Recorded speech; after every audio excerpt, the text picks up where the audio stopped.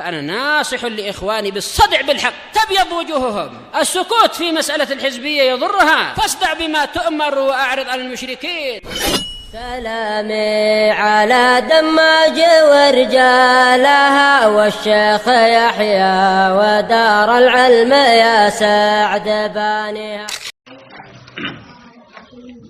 بسم الله الرحمن الرحيم. الحمد لله رب العالمين وبه نستعين على أمور الدنيا والدين ثم الصلاة والسلام على أشرف الأنبياء والمرسلين محمد ابن عبد الله الأمين وعلى آله الطاهرين وأصحابه أجمعين ومن تبعه بإحسان إلى يوم الدين. أما بعد، ikhwan fillah, akramani wa akramakumullah, kita akan kembali pembacaan kitab Ma'alimu Manhaji Ahli Sunnati wal Jamaah. Simbol-simbol metode hidup Ahli Sunnah wal Jamaah. Sebuah rekaman audio yang ditranskrip, dibuat dalam bentuk tulisan milik Syekh Shalih bin Fauzan Al-Fauzan hafizahullah ta'ala.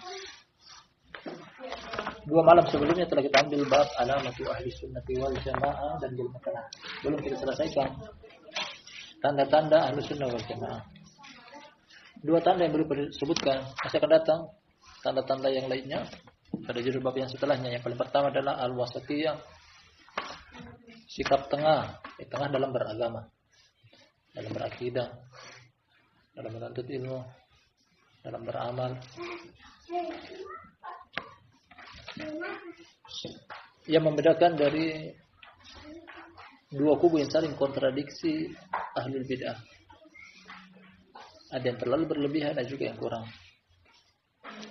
Yang kedua, di antara tanda-tanda dakwah ahlus sunnah wal jamaah adalah as-sabr was sabar dan kokoh. Yang telah diterangkan makna sabar dan kokoh pada 3 hal. Sabar dalam menuntut ilmu, sabar dalam beramal dan mengamalkan ilmu, sekaligus sabar dalam mendakwakan ilmu. Kita akan baca, masih tersisa dari alinea terakhir, masih tersisa 2 alinea. Kata penulis Syekh Shalih Fauzan hafizahullah ta'ala, fala budda min as-sabri ala manhaji as-salafis salih.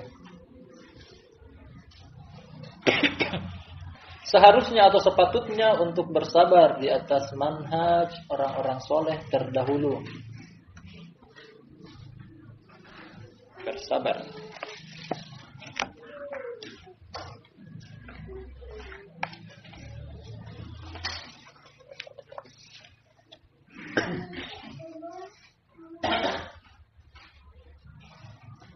Beliau katakan yang lafaz fala budda, seharusnya, sepatutnya, dan ini yang wajib. Syekhul Islam dalam Majmu' Fatawa beliau mengatakan bahwasanya al-intisab ila manhaj ahlus sunnah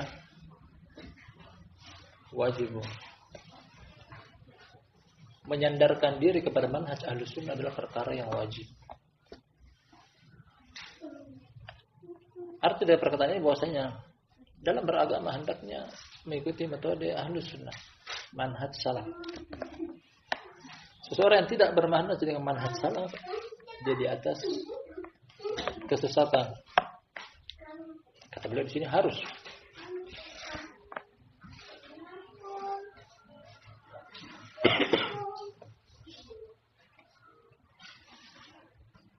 Sebelum kita lanjutkan tentang perkataan berikutnya, beliau menyinggung tentang salafus saleh. Apa yang dimaksud dengan salafus saleh?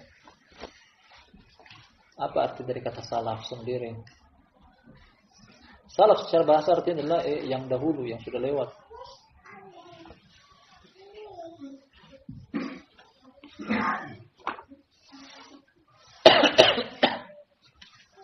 Kata Allah Subhanahu wa taala, "Wala tankihu ma nakaha aba'ukum minan nisa'i illa ma qad salaf." Janganlah kalian menikahi istri-istri bapak kalian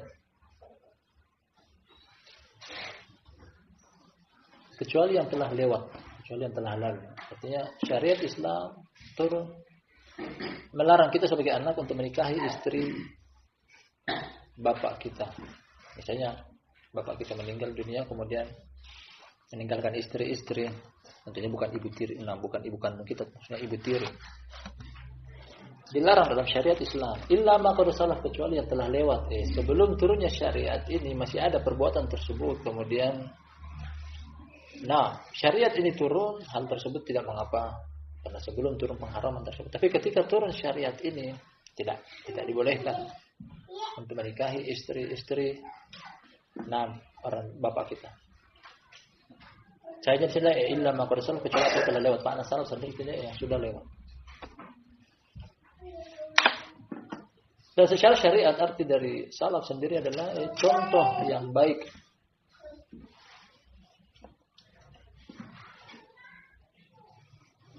Datang dari hadis Fatimah,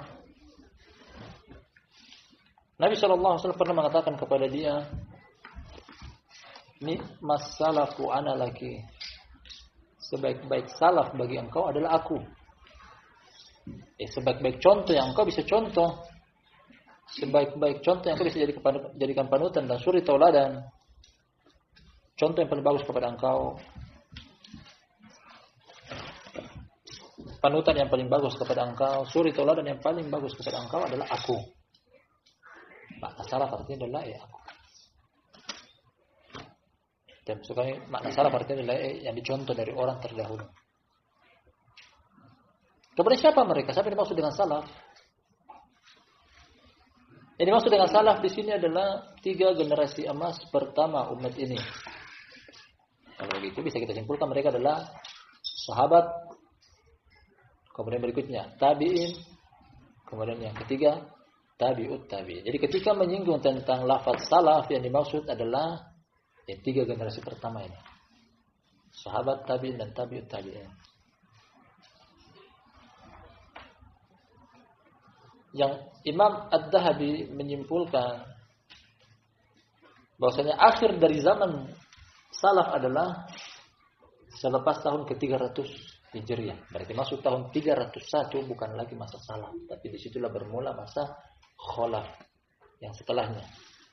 Jadi umat ada 2, salaf dan kholaf. Salaf adalah di bawah tahun 300. Setelah itu namanya kholaf. Jadi kita dianjurkan untuk meniti jalan salaf. Jadi siapa mereka? Generasi yang hidup sebelum tahun 300. Di tahun 100, tahun 200, tahun 300.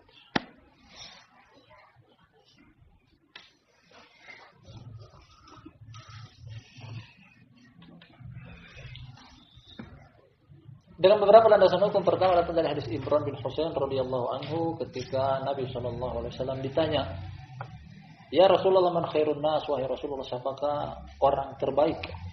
Beliau menjawab, "Khairun nas qarni, tsumma alladziina yalunahum, tsumma alladziina yalunahum." Ini riwayat yang tepat. Beliau berhenti pada urutan yang kedua, tsumma alladziina yalunahum, tsumma alladziina yalunahum. Orang terbaik adalah yang hidup di generasiku, yakni para sahabat.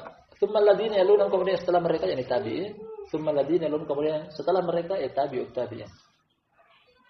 Tabi'ut tabi'in. Penentuan tentang satu generasi adalah 100 tahun atau satu abad adalah 1 tahun. Datang dari hadis di Sahih.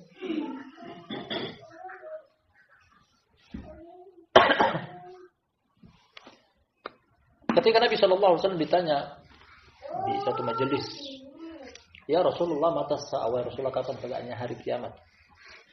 Kapan tegaknya hari kiamat?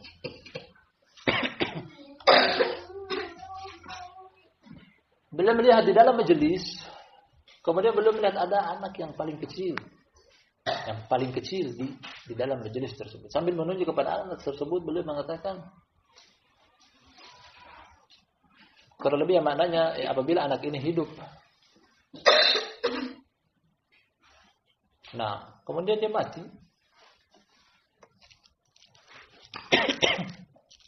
Tegaklah kiamat. Dan ada beberapa pengerahan tentang hadis ini. Makna kiamat di sini adalah kiamat sugro. Kiamat dalam artian mati. Kiamat dalam artian mati. Sahabat yang 6 termasuk paling terakhir mati di antara mereka adalah Anas bin Malik radhiyallahu anhu. Mati tahun 90-an Hijriah. Sahabat yang mati paling terakhir secara itlaq, secara mutlak adalah Amr bin Tufail. Tepatnya pada tahun ke-99 Hijriah atau masuk tahun ke-100. Akhir masa sahabat.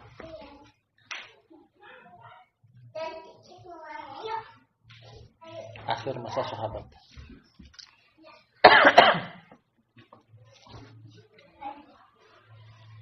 Dan di sini kesimpulannya bahwasanya generasi pertama atau satu generasi, ya silakan dengan satu abad, dalam kurun waktu 100 tahun. Kalau begitu, berakhirnya zaman salaf pada tahun ke-300 Hijriah. Artinya tahun 301 berakhirlah masa salaf. Dan ini dimaksud dengan salaf. Jadi ketika disinggung tentang lafaz salaf, tergambarkan kepada kita bahwa yang dimaksud dengan mereka adalah 3 generasi emas pertama saja. Setelah mereka bukan salaf namanya. Sahabat, tabi'in dan tabi'ut tabi'in. Dan masa mereka berakhir pada tahun akhir tahun 300. Kata beliau di sini, seharusnya bersabar di atas manhaj metode hidup salafus saleh, orang saleh terdahulu. Mahma nalna fi sabili dalika min laumil laimin aw ma huwa ashaddu min al-laumi min at-tahdidat aw ghairu dzalik. Bagaimanapun yang kita dapati dalam menempuh jalan ini dari celaan orang-orang yang mencela, atau bahkan yang lebih keras daripada celaan, semacam ancaman dan lain sebagainya. Bahkan syarat untuk masuk ke dalam surga adalah ujian. Termasuk di antara ujian seperti ini, dicela, diejek, diolok-olok. Dalam surat Al-Baqarah kata Allah Subhanahu wa taala, "Am hasibtum an tadkhulul jannah wa lamma ya'tikum mathalul ladzina khalau min qablikum massathumul ba'sa wad-dharra wa zulzilu hatta yaqula ar-rasulu wal ladzina amanu ma'ahu mata nasrullah ala inna nasrullahi." Kata Allah Subhanahu wa taala, apakah kalian menyangka kalian akan masuk ke dalam surga padahal kalian belum diuji sebagaimana ujian umat-umat terdahulu. Mereka ditimpa dengan baksa, mereka ditimpa dengan dorro, dan mereka dizulzilu, goncang. Sampai-sampai Rasul dan orang-orang yang beriman bersama Rasul mengatakan, kapan datang pertolongan Allah? Allah memberikan jawaban, ketahuilah bahwasanya pertolongan Allah sangatlah dekat.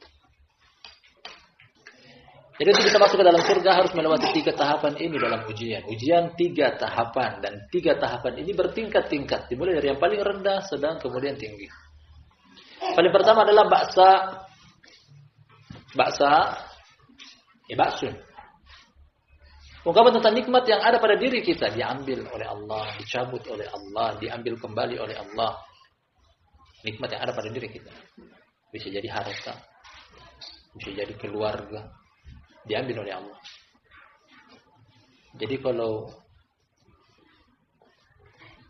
harta kita diambil, keluarga kita diambil, istri kita diambil, anak kita diambil, ini ujian yang paling rendah.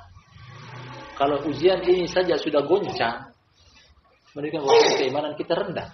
Karena masih ada ujian setelah itu. Tahapan kedua, baksa artinya adalah ujian nikmat yang Allah limpahkan kepada kita. Diambil harta, diambil keluarga, istri atau anak. Ini ujian yang paling ringan.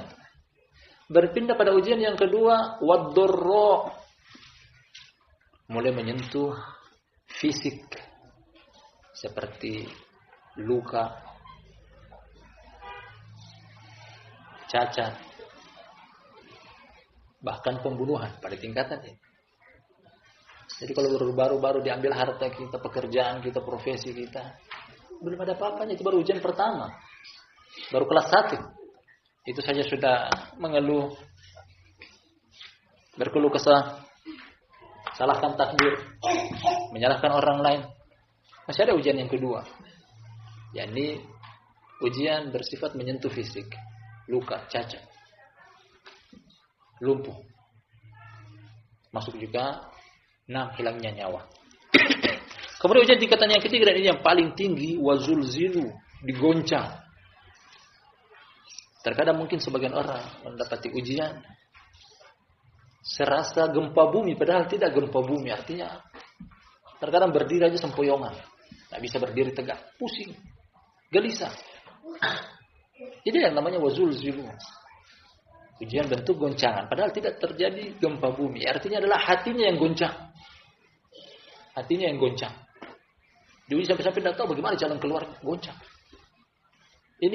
Ini tingkatan ujian, dan mau masuk ke dalam surga harus melewati 3 ujian. Pasti. Kata Allah Subhanahu wa taala dalam surat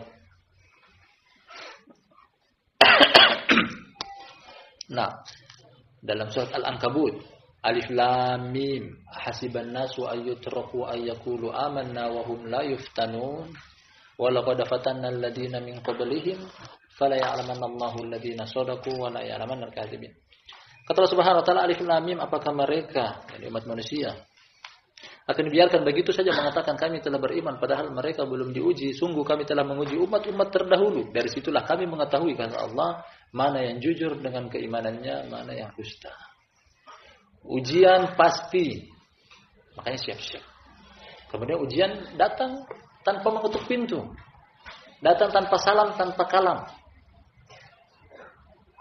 dan harus siap siaga. Ketika seseorang tertimpa fitnah, tidak siap adalah ujian, dan itu merupakan konsekuensi untuk bisa masuk ke dalam surga. Hendaknya dia waspada, siap-siap. Kata beliau di sini, seharusnya sepatutnya untuk bersabar di atas manhaj orang soleh terdahulu.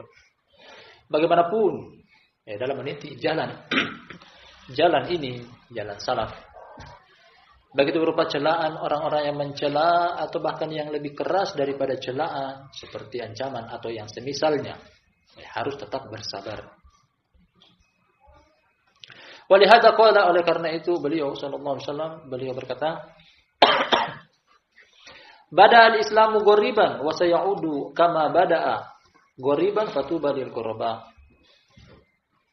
Islam muncul dalam keadaan asing dan akan kembali pula dalam keadaan asing. Di akhir zaman. Maka beruntunglah bagi orang-orang yang asing tersebut. Subhanallah, hadis ini sebagai pelipur lara bagi pemikul manhaj salaf, bahwasanya manhaj ini akan dikucilkan, menyendiri. Terkadang keterasingan ini, kita berada di kampung halaman kita, tidak sedang safar. Kita berada di kampung halaman kita, bisa jadi kota kelahiran kita, kampung halaman orang tua kita, bapak dan ibu kita, tetap kita merasa asing. Kalau ini kita rasakan, insya Allah kita termasuk di antara orang-orang asing yang beliau singgung dalam hadis ini. Asing dalam hal gaya hidup. Di luar sana orang, gaya hidupnya beda dengan kita. Beda, asing dalam hal berpakaian, mulai dari kepala. Beda dengan apa yang dikenakan oleh kepala orang lain, kebanyakan orang. Turun ke bawah, souvenir yang menempel di badan dia sampai ke bawah, lain, beda, tidak sama. Untuk mencari baju ini pun tidak dijual bebas di pasaran. Seperti itulah konsekuensi dari kata asing. Asing terkadang kita rasakan bahkan tinggal di tengah-tengah keluarga kita. Kalau kita belum merasa asing, kita hidup dengan keluarga, hidup dengan tetangga, hidup dengan masyarakat, kemudian kita belum merasakan yang namanya keasingan, keterasingan ini, jangan sampai kita bukan orang asing yang dimaksud oleh hadis Nabi SAW di sini. Kemudian tidak perlu minder karena beliau membawakan pujian bagi orang-orang yang asing ini. Tidak perlu minder, meskipun mungkin merasa berat, terasa aneh. Beda, tampil beda, lain daripada yang lain. Namun kata beliau, fatuba lil ghuraba, beruntunglah orang-orang yang asing tersebut. Jadi ini namanya, ada sebagian orang yang mungkin tampil beda, ingin beda yang dengan yang lainnya, tapi tidak syar'i. Bahkan bisa jadi, sekedar tampil beda, tapi terlarang. Tapi tampil bedanya salafi, tampil beda yang dipuji. Tampil beda yang dipuji. Beda dengan kebanyakan orang. Bukan tampil bedanya apa. Nah, mereka tampil beda, berbeda dengan keumuman orang. Tapi tampil beda yang terlarang. Tapi tampil bedanya salafi, tampil bedanya ahli sunnah wal jamaah. Tampil beda yang dipuji oleh Nabi SAW. Gaya hidup mereka, keluarga mereka, istri mereka beda dengan istri-istri yang lainnya di luar sana.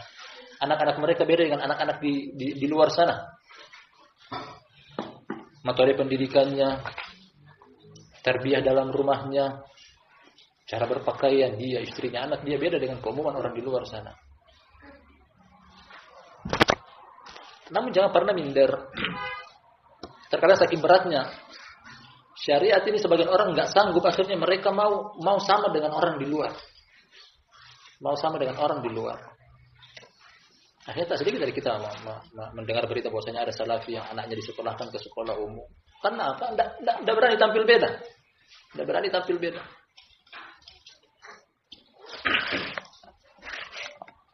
Karena kita jumpai dari sebagian ikhwan juga, salaf. Mengaku salaf, tapi terkadang istrinya belum memakai hijab. Tidak berani tampil beda. Tidak siap tampil beda.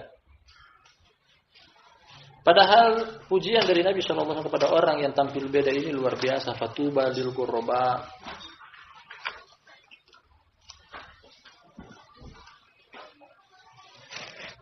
Qila ya Rasulullah wa manil ghuraba? Sahabat bertanya, wahai Rasulullah, siapa yang dimaksud dengan al-ghuraba? Ini orang-orang asing. Siapa yang dimaksud dengan orang-orang asing? Karena para sahabat sendiri, selain kita, ketika mendengar hadis ini pun ingin mengetahui apa ciri-ciri mereka, apa sifat-sifat mereka, agar kita pun mencontoh amalan yang ditempuh oleh mereka. Makanya para sahabat penasaran, ini maksud dengan orang ghuraba, orang-orang asing yang dipuji oleh Nabi SAW, apa amalan mereka? Qala, kata beliau, alladzina yuslihuna idza fasadan nas. Yuslihun datang dengan fi'il mutaaddi, artikan dengan orang-orang yang memperbaiki ketika manusia yang lain rusak. Mutaaddi artinya apa? Malam sebelumnya kita ambil tentang fil mutaaddi fil lazim. Kalau seandainya datang dengan soluha, bisa kita artikan bahwasanya orang-orang yang menjadi baik ketika orang sudah rusak. Tapi ghuraba lebih daripada itu. Dia memperbaiki orang lain ketika orang lain tersebut rusak. Jadi ada usaha dan upaya untuk memperbaiki orang. Inilah ghuraba. Dari mana ghuraba adalah bukan cuma sekedar dia memiliki ilmu, bukan cuma sekedar dia mengamalkan ilmu, tapi dia pun mengajarkan ilmu itu, mendakwakan. Inilah orang-orang ghuraba. Sama pada riwayat yang setelahnya, kata beliau, wa fi riwayatin alladzina yuslihuna ma afsadan nas. Sama datang juga dengan lafaz mutaaddi, artinya membutuhkan maf'ul bi, ada imbuhan orang-orang yang memperbaiki apa yang dirusak oleh orang lain, yang dirusak oleh manusia. Memperbaiki, ini syarat dari ghuraba. Bukan cuma sekedar dirinya bagus, kemudian dia berdiam diri, yang penting aku bagus, tapi ada usaha untuk memperbaiki dengan kemampuan dia.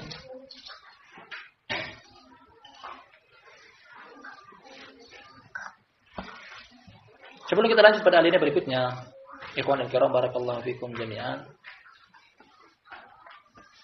Pahami satu makna dari perkataan Allah Subhanahu wa taala, "Qul hadhihi sabili ad'u ila Allah. Ala basiratin ana wa man ittaba'ani." Katakanlah Muhammad, inilah jalanku. Aku menyeru ke jalan Allah, aku dan orang-orang yang bersamaku. Perhatikan, Apa profesi Nabi SAW dari ayat ini? Profesi Nabi SAW adalah ad'u ilallah. Profesi beliau adalah apa? Berdakwah. Kemudian datang ayat yang setelahnya, ana wa manittaba'ani. Profesi ini juga adalah profesi orang-orang aku dan orang-orang yang bersama aku. Kemudian kita tahu tentang usul Al-Quranul Karim menerangkan Nabi SAW adalah diikuti dan ditaati. Diikuti dalam segala hal. Bahkan dalam profesi beliau sebagai seorang da'i. Diikuti. Ketika engkau mau menisbahkan diri kepada diri Nabi SAW, engkau pun harus menisbahkan diri. Termasuk dari profesi yang beliau tekuni, beliau lakoni, beliau geluti. Ini berdakwah. Pertemuan sebelumnya kita baca tentang 3 kewajiban. Bahkan 4 kewajiban dalam surat Al-Asr. Kalau tidak, dia termasuk di antara orang-orang yang merugi. Wal asri innal insana lafi khusr. Demi masa seluruh manusia berada dalam keadaan merugi. Allah mengecualikan tentang orang yang tidak merugi tersebut harus ada pada diri dia 4 hal ini. Kalau cuma 2 saja, 2 tidak ada, masih tetap merugi. Kalau cuma 3 saja, 1 tidak ada, masih tetap merugi. Makanya 4 hal ini harus ada. Apa itu? Illal ladzina amanu, kapan tentang berilmu, wa amilus sholihat, beramal akan ilmunya, wa tawasaw bil haq, mewasiatkan tentang al-haq, mendakwakan ilmu yang sudah diamalkan. Jadi berdakwah termasuk kunci untuk selamat daripada kerugian. Kesemuanya ini wajib. Wajib menuntut ilmu, wajib beramal, wajib juga berdakwah. Jadi pahami tentang kewajiban wajib. Nah, kewajiban berdakwah, dakwah wajib. Namun dengan catatan dalam ruang lingkup kemampuan dia. Sesuai dengan kemampuan dia. Tidak sanggup berdakwah secara umum kepada satu negara pada ruang lingkup yang lebih kecil. Mungkin provinsi. Tidak sanggup, mungkin karena keterbatasan ilmu dia. Nah, yang paling kecil adalah berdakwah untuk keluarga dia sendiri. Dia punya orang-orang di bawah tanggungannya dia. Kalau sosok seorang pemimpin keluarga, kepala keluarga tidak mendakwakan istri dia, tidak mendakwakan anak dia, terancam dengan neraka. Kata Allah Subhanahu wa taala, "Ya ayyuhalladzina amanu qu anfusakum wa ahlikum nara." Wahai segenap orang-orang yang beriman, peliharalah diri kalian dan keluarga kalian dari api neraka. Ali bin Abi Thalib radhiyallahu anhu mengartikan tentang makna qu anfusakum alimuhum wa adibuhum, ajarkan mereka, didik mereka. Jadi wajib adalah maksud kami profesi berdakwah adalah profesi Nabi sallallahu alaihi wasallam yang harus digeluti dan dilakoni oleh setiap umat Nabi sallallahu alaihi wasallam, namun dengan catatan sesuai dengan kemampuan. Sesuai dengan kemampuan. Paling sedikit, paling minimnya adalah berdakwah kepada anggota keluarga yang dibawa tanggungan dia dengan ayat yang tadi kita bacakan. Jadi berdakwah harus. Berdakwah wajib. Kita kelopkan dengan hadis yang barusan kita baca. Al-Ghuraba yang dipuji oleh Nabi SAW, orang-orang asing adalah orang-orang yang memperbaiki apa yang dirusak oleh orang lain. Memperbaiki. Jadi ada antusias untuk berdakwah. Namun sesuai dengan kemampuan dia. Sesuai dengan kadar ilmunya dia. Paling minimnya tadi kita katakan apa? Dalam ruang lingkup keluarga. Paling minim dalam ruang lingkup keluarga. Setiap kita sebagai pemimpin, kepala keluarga wajib untuk mendakwakan istrinya, wajib untuk mendakwakan anak-anaknya. Fahaulai humul ghuraba'u bainan nas wa sabatuhum 'alal manhaji yahtaju ila sabrin wa rawiyah. Yahtaju ila ihtisab. Faqalilu ma yathbutu ala dzalika illa man waffaqahu Allah. Terakhir kata di sini. Mereka inilah yang dimaksud dengan orang-orang asing di antara keumuman manusia. Asing. Aneh. Tampil beda. Padahal bisa jadi dia bukan dalam keadaan safar. Dia dalam keadaan mukim. Hidup di tengah-tengah keluarga dia. Hidup di antara orang satu kampung dia, kampung halaman dia, bisa jadi kota kelahiran dia.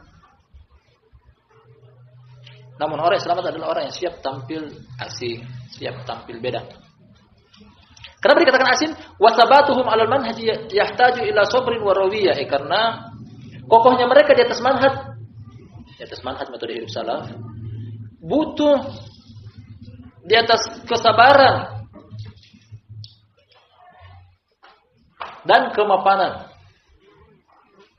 Sabar dalam meniti manhaj, mapan dalam dengan pengalaman-pengalaman atau ilmu-ilmu wawasan pengetahuan tentang manhaj salaf.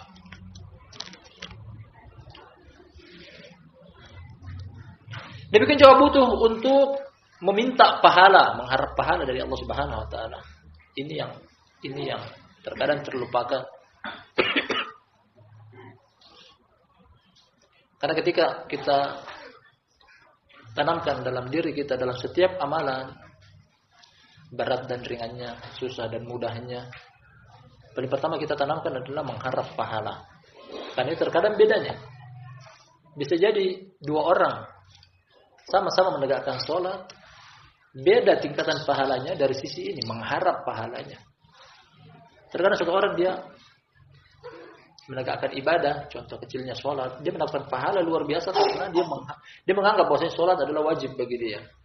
Di sisi lain ada seseorang yang mengamalkan amalan yang sama tapi hanya sekedar ikut-ikutan. Orang sholat, dia pun ikut sholat. Orang berpuasa pada bulan Ramadan, dia pun ikut. Seandainya bukan bulan Ramadan, dia tidak berpuasa.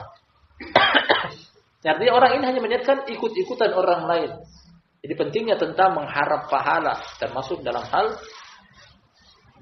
berpegang teguh di atas manhaj salaf. Jadi masuk dalam lingkaran dakwah Ahlussunnah wal Jamaah bukan cuma sekedar ikut-ikutan orang tua kita mengaji, akhirnya anak pun ikut-ikutan mengaji. Tapi dalam keseriusan berpegang dengan manhaj salaf belum tentu. Suami kita ikut manhaj salafi, istri pun ikut-ikutan. Jadi cuma sekedar ikut-ikutan, bukan karena niatan sendiri. Dia boleh tambah, boleh berikan peringatan di sini. Selain sabar, demikian juga kokoh di atas manhaj salaf, jangan lupa untuk mengharap pahala. Mengharap pahala. Beliau tutup alinya ini dengan dan sungguh sangat sedikit orang-orang yang bisa tetap kokoh di atas manhaj tersebut kecuali yang diberikan taufik oleh Allah Subhanahu wa taala. Sangat sedikit beliau katakan. Pembuktian kepada kita dari awal pembahasan yang namanya pelaku al-haq sangatlah sedikit jumlahnya, dan beliau tutup dengan kata tersebut. Yang bisa tetap kokoh di atas manhaj salaf sangatlah sedikit.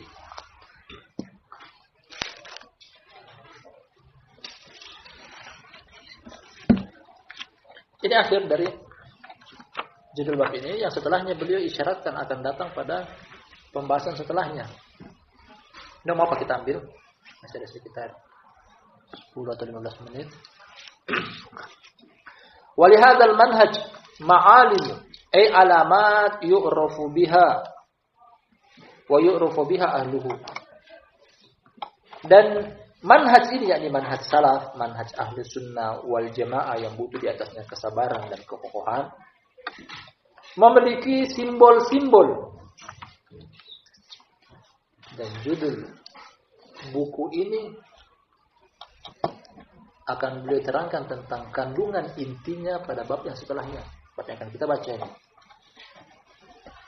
Inilah beliau inginkan dari inti tulisan buku ini, bahwasanya manhaj salaf memiliki simbol-simbol. Ay alamat, yakni tanda-tanda. Tanda-tanda ini adalah manhaj ahlu sunnah.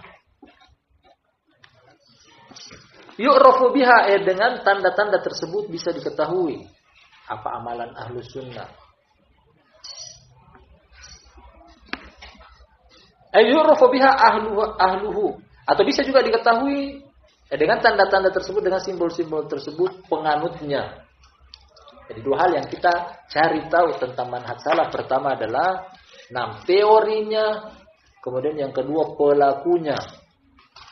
Mana yang digolongkan amalan mereka termasuk amalan salaf, pelaku salaf.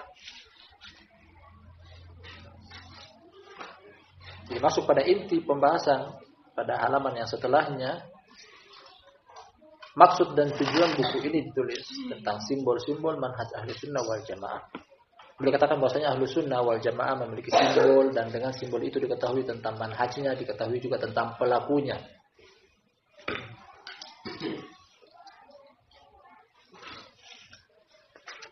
Judul bab baru, Ma'alimu manhaji ahli sunnah wal jamaah. Dengar, simak. Judul buku di depan beliau bawakan dalam judul bab ini. Jadi beberapa halaman telah kita baca di depan, cuma sekedar muqaddimah pembuka, intinya ada pada halaman ini. Intinya ada pada bab ini. Masuk mulai pada maksud dan tujuan penulis buku ini. Penulisan buku ini. Simbol-simbol metode hidup Ahlus Sunnah wal Jamaah.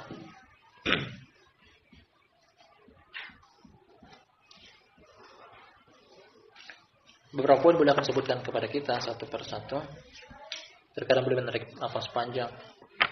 Terkadang juga boleh terangkan dengan singkat. Dan bukan secara keseluruhan boleh bawakan dalam bab ini. Hanya saja yang boleh bawakan adalah poin-poin yang prioritas utama tentang manhaj salaf. Atau simbol-simbol manhaj Ahlus Sunnah wal Jamaah.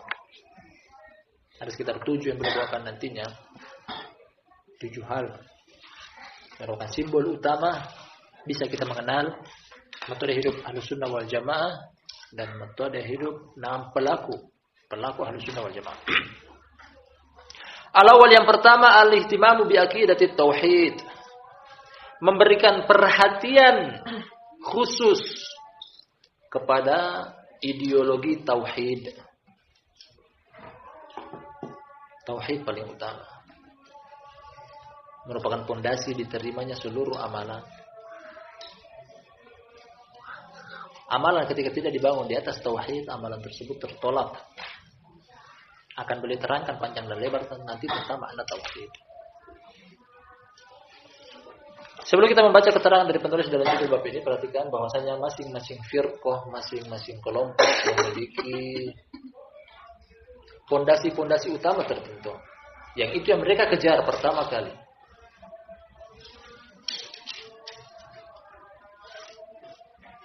Dan pondasi dakwah Ahlus Sunnah wal Jamaah mereka contoh dari para nabi dan rasul. Apa yang paling pertama didakwakan oleh para nabi dan rasul dalam dakwah mereka akan datang nanti dari dalilnya, yaitu tauhid.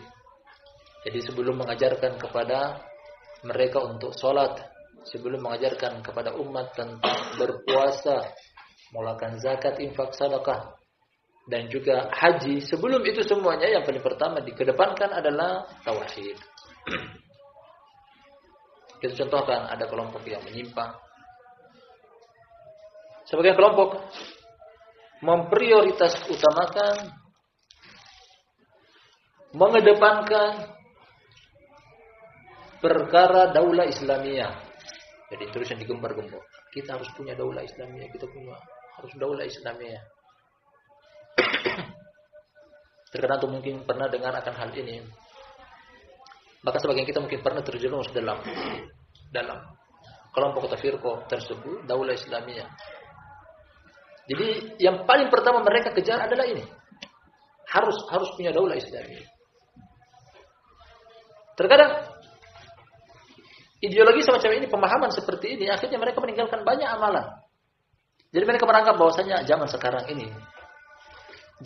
ini belum ada yang namanya Madinah. Belum ada daulah Islamiyah. Karena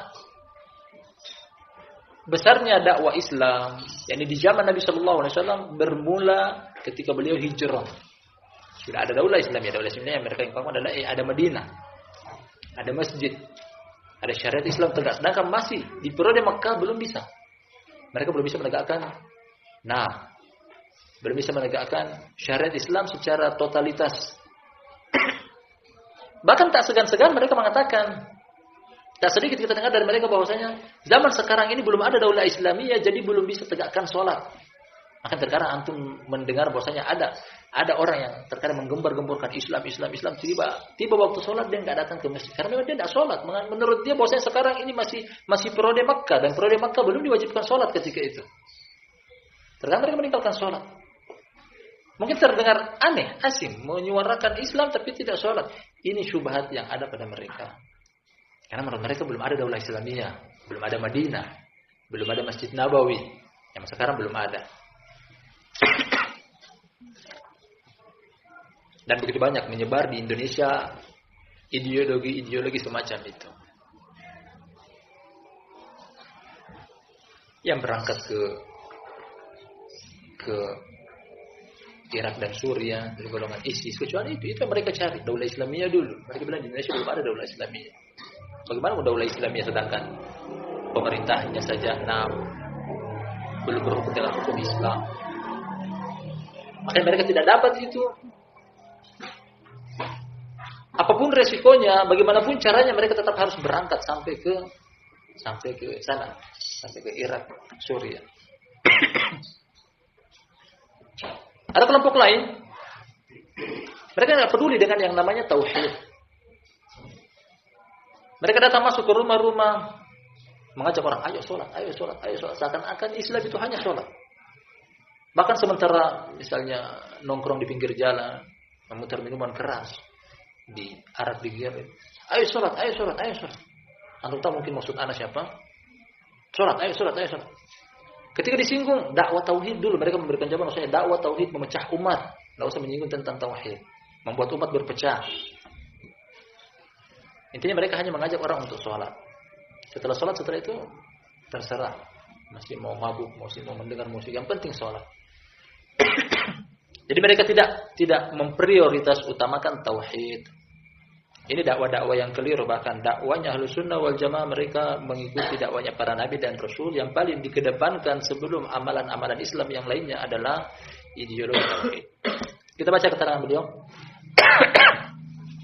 Awalu hadhihi al-ma'alim anna ahla hadzal manhaji yahtammuna bitauhid wa bil aqidati as-salimah yata'allamunaha wa yu'allimunaha wa yatamassakuna biha wa yad'una ilaiha wa hiya al-ma'lamul awwal limanhaji ahli sunnati wal jamaah al-ihtimamu bi aqidati at-tauhid ta'alluman wa amalan wa ta'liman wa da'watan wa huwa manhajur rusuli jami'an.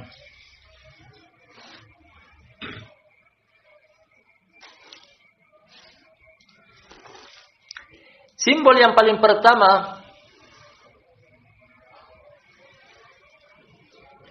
bahwasanya penganut manhaj ini mereka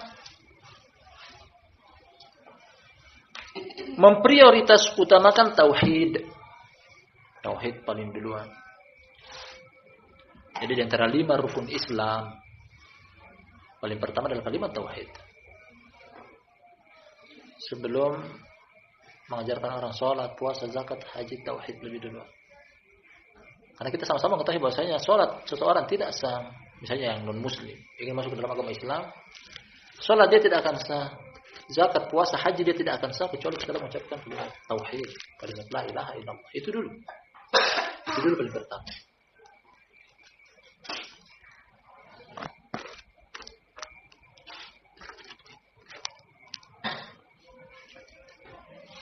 Kata beliau di sini, simbol yang paling pertama adalah penganut manhaj ini memprioritas utamakan tauhid, ideologi yang selamat.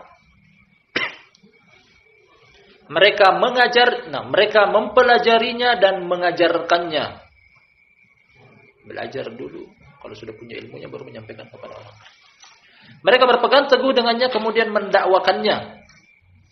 Belajar, mengajarkan, berpegang teguh, mendakwakan. Dan ini adalah simbol yang pertama bagi metode hidup Ahlussunnah wal Jamaah, yang paling pertama sebelum yang lainnya. Di antara 7 simbol Ahlussunnah wal Jamaah, beliau kedepankan ini paling pertama. Simbolnya yaitu memberikan perhatian utama kepada ideologi tauhid, mempelajarinya, mengamalkannya, mengajarkannya, mendakwakannya. Dan ini adalah metode para rasul seluruhnya. Kata Allah Subhanahu wa taala, nanti akan datang juga, wa laqad ba'atsna fi kulli ummatir rasulan an ibudullaha wa tajtanibut. Sungguh kami telah mengutus Sungguh kami telah mengutus pada masing-masing umat seorang rasul. Ya, apa isi dakwahan mereka? Anibudullaha wajtanibut taghut, agar mereka mentauhidkan Allah dan menjauhkan taghut. Tauhid paling pertama.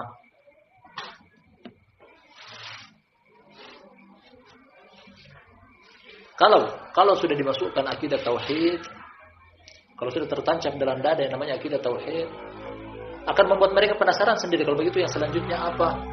Apa yang harus aku amalkan? Jadi sangat mudah untuk memasukkan syariat-syariat Islam ketika tauhidnya beres, ketika tauhidnya bagus, ketika tauhidnya baik. Namun tauhidnya belum bagus, kemudian langsung diajarkan kepada pelajaran-pelajaran yang lainnya. Tidak kalah penting sebenarnya, namun ada yang paling penting, yakni tauhid, langsung diajarkan sholat, langsung diajarkan puasa. Nah, belum tentu ikhlas amalan sholatnya, amalan puasanya. Suatu saat bisa patah di tengah jalan, bisa putus di tengah jalan karena tauhidnya belum bagus.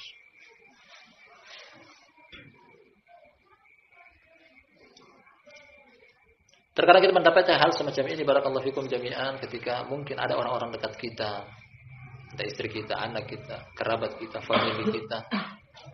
Terkadang susah sekali untuk diajarkan tentang syariat-syariat Islam yang lainnya. Bisa jadi pondasi ini belum bagus. Bisa jadi tauhidnya belum bagus.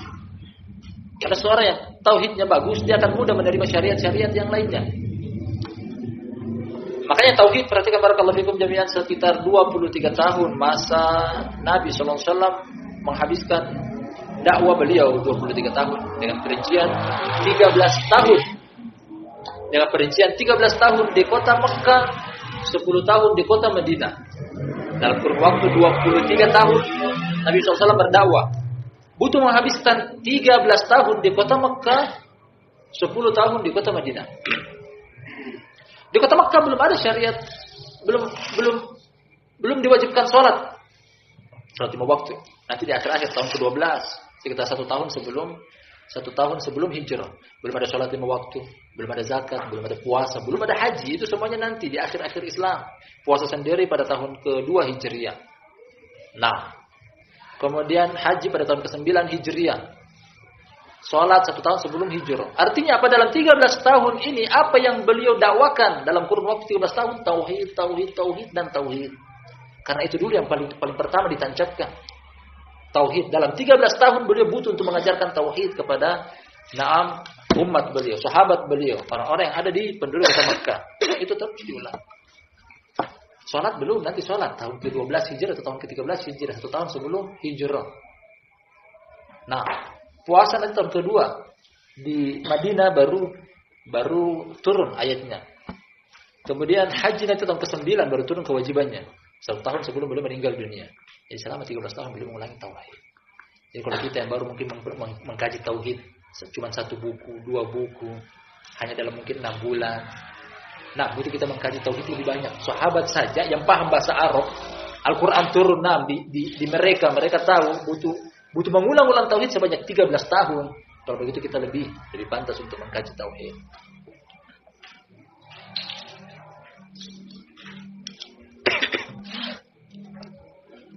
Terakhir satu hal ini yang kita ambil. Fakullu rasulin yursiluhu Allahu ila ummatin yubajiru bi islahil aqidati fayaqul ya qaumi ubudullaha ma lakum min ilahin ghairuh. Setiap rasul Allah utus dia kepada umat mereka, kepada masing-masing umat.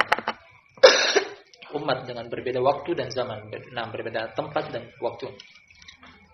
Mereka bersegera untuk memperbaiki pemahaman, memperbaiki akidah, memperbaiki ideologi. Itu dulu paling pertama. Dengan perkataan mereka, yakni masing-masing rasul, wahai kaumku, sembahlah Allah. Tidak ada sesembahan bagi kalian selainnya. Tidak ada sembahan yang berhak disembah. Ini makna tentang kalimat la ilaha illallah. Yang paling pertama mereka dakwakan, dan ini merupakan dakwah seluruh nabi dan rasul. Tidak berselisih mereka dalam satu usul ini. Seluruh nabi dan rasul meskipun berbeda syariatnya, hanya dalam satu usul ini mereka sama dan tidak berbeda. Apa itu tauhid? Jadi Nabi Adam mendakwakan tauhid. Nabi Soleh, mulai dari Nabi Nuh, Nabi Soleh, Hud, Shu'aib, semuanya mendakwakan tauhid. Nabi Ibrahim, Nabi Ismail, Ishak, Yakub, Yusuf mendakwakan tauhid. Nabi Daud, Nabi Sulaiman, Zakaria, Yahya, Isa, bahkan Nabi Isa pun mendakwakan tauhid.